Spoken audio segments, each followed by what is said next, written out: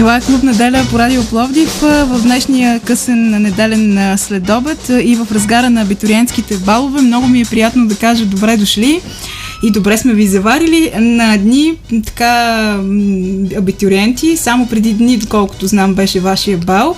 Димитър Дренкаров, Костадин Николов и Никола Николов. Здравейте! Честито дипломиране и какво се казваше? Успешен старт в живота. О, да. Как мина бала? Първо да ни кажете. Бала беше страхотно.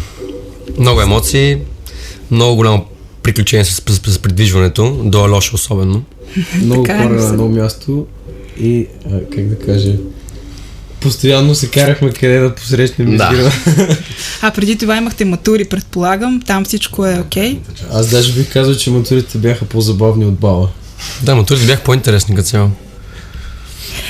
Добре, всъщност поводът да ви поканим тук в студиото на Радио Пловдив не е матурите, не е балът. Разбира се, това е така на една по-задна позиция, а всъщност истинския повод е така аз се сблъсках случайно с едно ваше изпълнение, дебютна песен или как да го наречем? Да, така може да се каже сингъл.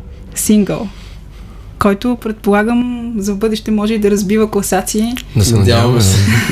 И да кажем всъщност, че вие сте така под един общ знаменател The Clarks. The Clarks, да. Името на групата си има така интересна история, тъй като имаше много предложения за име на групата, но в крайна сметка спряхме на Clarks, като името е вдъхновено от китариста на Def Leppard Стиви Кларк, който, така да се каже, е един от моите идоли и има история в песента и в името, така че като цяло от Стиви Кларк идва името. То всъщност самото парче така се роди. Така се роди, да. От неговата биография. Определи името на бандата. Да, това също. Парчето, за което всъщност и след малко ще чуем, нали? Да. И самата история на живота на Стиви Кларк определи написването на парчето и след това името на групата. Добре, а всъщност The Clarks, така, разликата при вас е само една буква. Но си. Си. Да. Нали така? Да. Това даже аз, доколкото знам, някои го слагат умишлено, така. Особено глемарите. Ние също го сложихме умишлено, да. Предполагам. Добре, разкажи, кой е всъщност е написал текста на това парче? Историята за текста беше много забавна, защото нашия любим Коце идва един ден в общежитие на английската гимназия и ми казва: Дренкаров, що не напишеш един текст за песен? И аз му казвам: що да напиша текст за песен? И той ми казва темата Nobody Drinks Alone и аз се захванах и на следващия ден май беше. Ти изпратих текста, който всъщност беше доста по-дълъг. Той си избра неговите любими места и започна работа по него и да кажем все пак какво означава за слушателите. Аз знам, нали, английски, но все пак да цялата преведем. Идея е, че никой никога не пие сам. Винаги, как се пее в песента, до него седи мъката или някаква друга емоция. Или тъгата, да, наистина впечатляващ текста. Това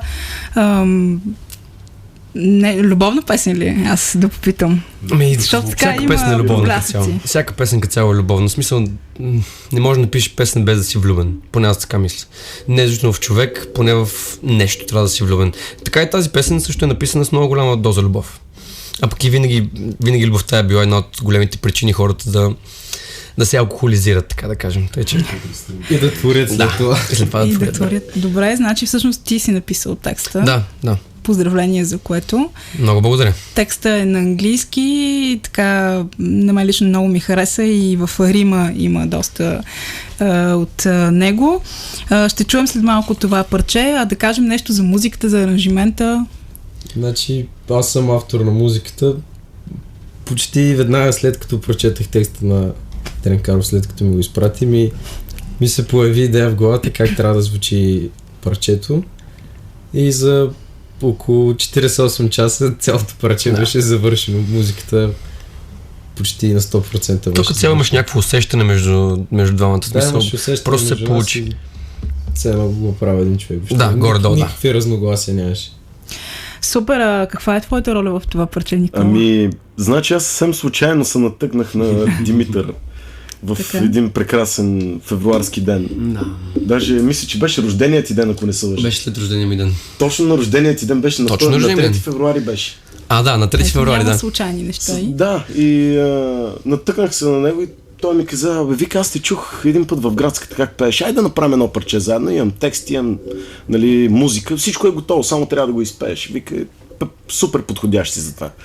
При което аз един ден реших нали, да се взема. Не му вярвах в началото много, изглеждаше ми малко съмнителен. неприятен. И един ден реших да отида до общежитията на английската гимназия и тогава ми показаха всичко, показаха ми текст. Аз много се изкефих.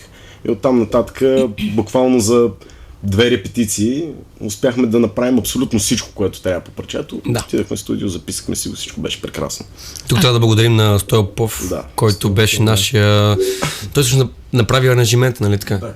Той направи възможно Да. песента да бъде записана, Бъде тъй записана. като никой от нас не беше влизал в студио преди, абсолютно нямахме никаква представа. какво Като трябва да се жанр, прави. как я определяте? Нещо като рок балада или как? Ми в общи линии, да. Стария класически рок горе-долу. Класически рок, да. Да, тип Края на Тип 70-те, Skid Row. началото на 80-те. Добре да кажем всъщност, че вие сте 50-я випуск ли беше на Да, английската точно гимназия? 50-ти випуск. Юбилеен. Да, юбилеен випуск. Малко по-късно ще ни гостуват всъщност ваши преподаватели, директорката на английската гимназия, но това с вашето гостуване няма нищо общо, просто така се наредиха нещата. Страхотна случайност. Случайни работи няма. Да, така е, разбира се, но ето факт е, че английската гимназия, освен много така значими личности, които е дала на България, на Пловдив, ето така дава и вас като такива. Наистина страхотно изпълнение.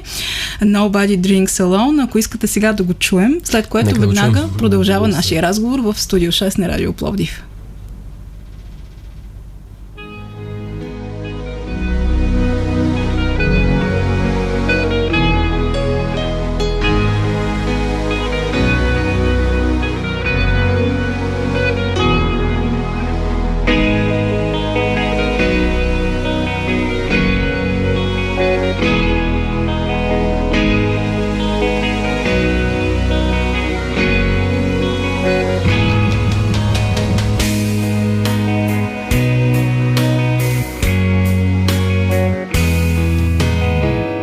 I don't wanna be better. I don't wanna be dead. But my eyes grow tired and my tears are shed. Pour me a goblet of fire, drink my darkness away. Drown down all my desire and kiss my eyes away. There's poison words, all the station lie. It's the cheapest way to say goodbye. 'Cause you never drink alone in this crazy world of shame. Nobody drinks alone, it's a two-player game. 'Cause we never drink alone in this crazy world of shame. Nobody drinks alone, it's a two-player game. This electric sorrow, my Versace moves, man that sits beside me, and I'm a mind soul. My arms are held tonight, bring the devil out. Now bring that bastard out and share my glass with him. There's poison words, or the station lie. It's the cheapest way to say goodbye. 'Cause you never drink alone in this crazy world of shame. Nobody drinks alone, it's a two-player game. 'Cause we never drink alone in this crazy world of shame. Nobody drinks alone, it's a two-player game.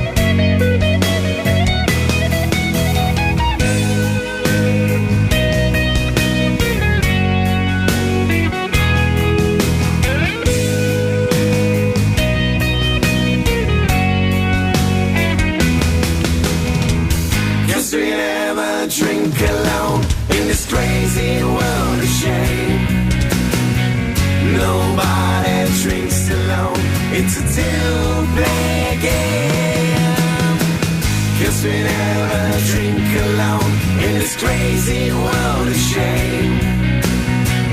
Nobody drinks alone. It's a till